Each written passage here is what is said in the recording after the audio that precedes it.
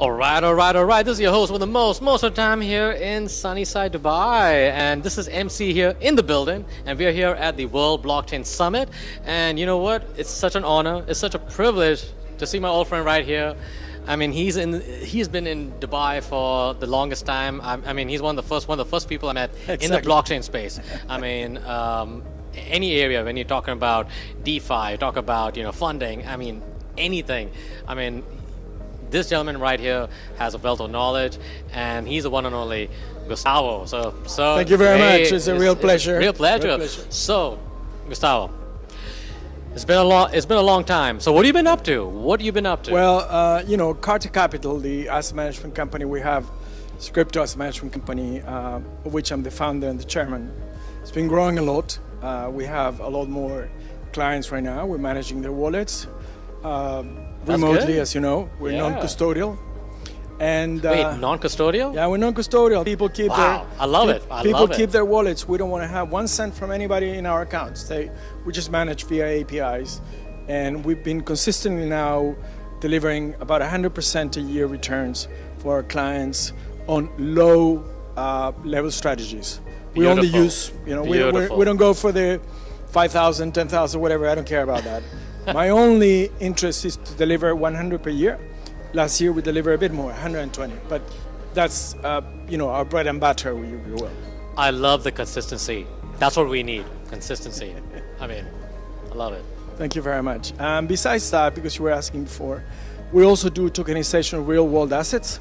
So as you know, last time we spoke, we have picked up a lithium mine to tokenize. That's still there, but in the meantime, we're approached by a family owning a gold mine in Chile with $15 billion worth of gold certified. So this is 43-101.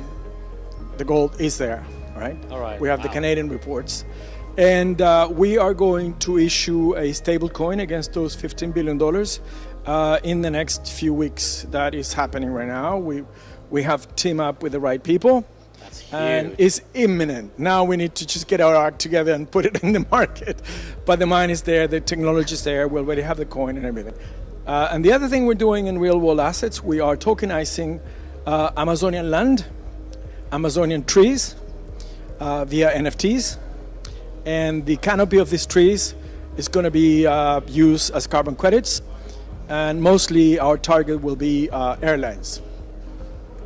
Wow. Okay. Wow. I mean, man, that's a lot for me to unpack. That's a lot of me. First of all, I love that you're talking about lithium, such an important strategic material, of course, for our future. I mean, every single iPhone, every single electric car now is essentially lithium, as you know. No, true. But I also like gold too. I'm a little bit old school. I like I like gold. It has thousands of years of history. So gold really. It became more relevant for us, mostly because of our clients. Our clients want us to tokenize the gold we have in Chile, this $15 billion worth of gold, and that's what we're going to go with the gold first. But the lithium will come probably before the end of the year as well. Interesting. But I got to ask you about, the tokenization project for the Amazon, the trees. Interesting, huh? I guess the question I got to ask you is, why does that matter? Like, why do you care about that so much? No, it's a very good point. The reality is that this project, which is a for-profit project, started as a non-for-profit project. I was asked by a very close friend of mine, Swiss guy I met in Geneva. I spent 35 years in Geneva before coming to Dubai. This guy actually moved to the northern part of the Amazonas, the border between Peru, Brazil, and Colombia. He moved there. This is 3 hours north by the Amazonian River from the closest place you and I will call civilization.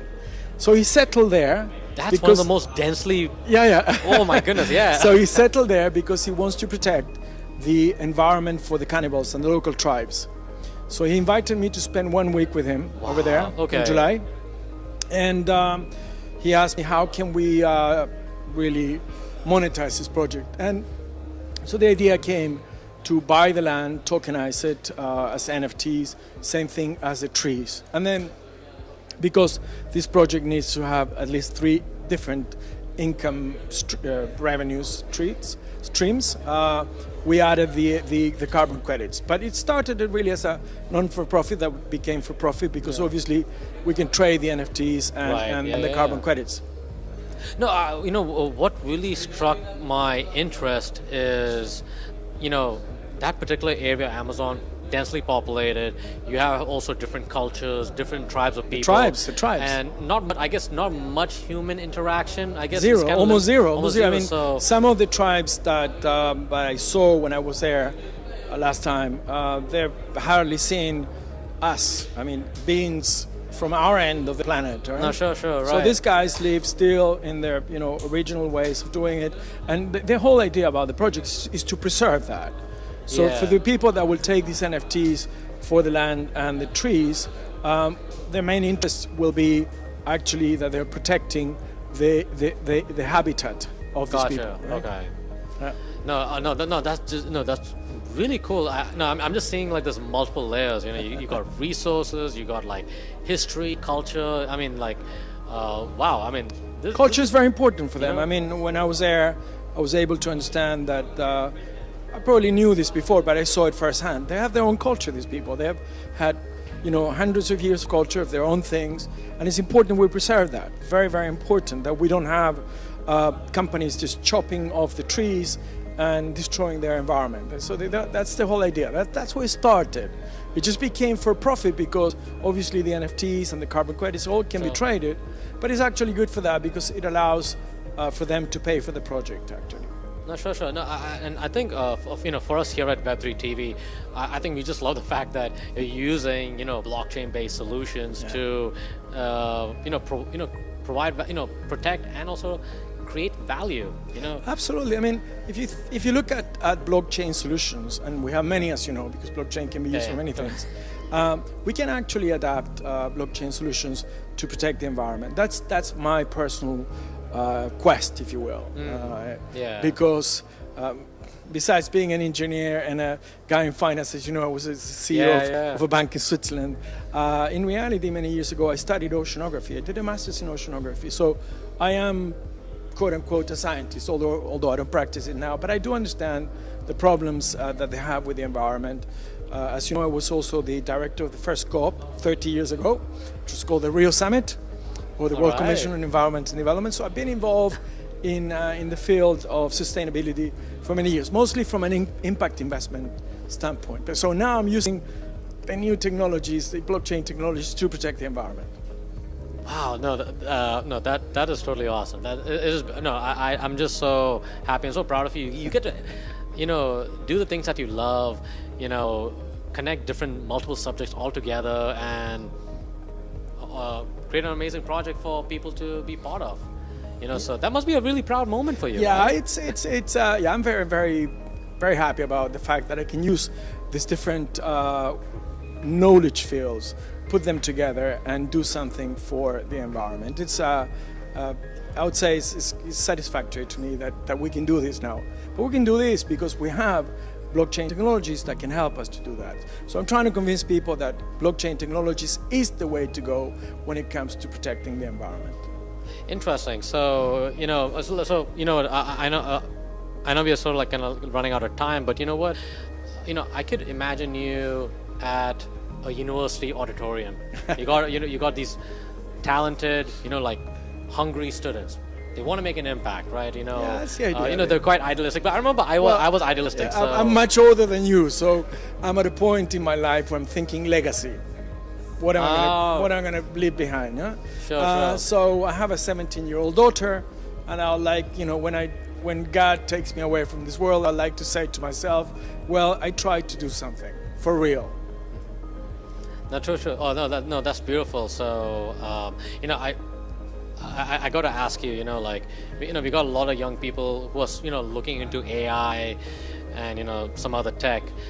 Do you have like kind of like a message of conviction for folks to look into blockchain? What would be your take? Basically, will be embrace technology. This world is going to be only technology in the future. People like my daughter, 17, are only going to live in a technology world. Yeah. So embrace technology and use it to protect the environment and to do good for the world because we can. That's my message to the young people. Use it now, get into it. If you need to come and talk to me, it's very easy to find me. I'm in LinkedIn, Gustavo A. Montero. LinkedIn, Gustavo A. Montero. Just contact me and I'll tell you what we're doing, which I think may be interesting for the young people.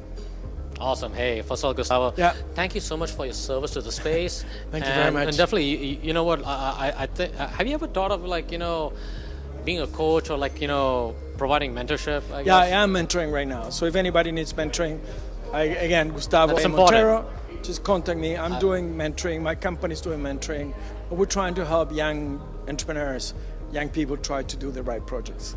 No, so first of all, I just got to say this, you know, I'm so glad I met you like a couple of years ago. I was fresh. I was like, you know, new to the scene. So I just want to, you know, show some love and respect to you, and I really appreciate it. So. Thank you for your time. It's So been a anyway, pleasure. guys, we gotta go. So y'all be good. Y'all be safe. We'll talk to you soon. Bye for now.